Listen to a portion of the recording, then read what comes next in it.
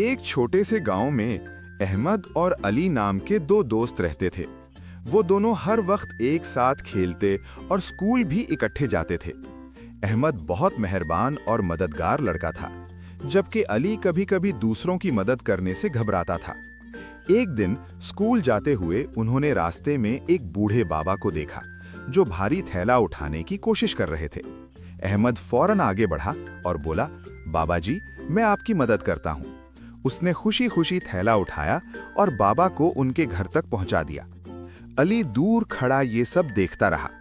बाबा जी ने अहमद को दुआ दी और कहा, बेटा, तुम बहुत अच्छे हो, अल्लाह तुम्हें हमेशा खुश रखे। ये सुनकर अली को एहसास हुआ कि दूसरों की मदद करना कितना अच्छा काम है।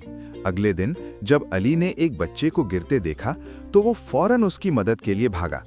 अहमद मुस्कुराकर बोला, देखा, मदद करने से दिल को खुशी मिलती है। सबक, मॉरल ऑफ द स्टोरी, हमें हमेशा दूसरों की मदद करनी चाहिए, क्योंकि मेहरबानी से दिल खुश होता है और अल्लाह भी खुश होता है।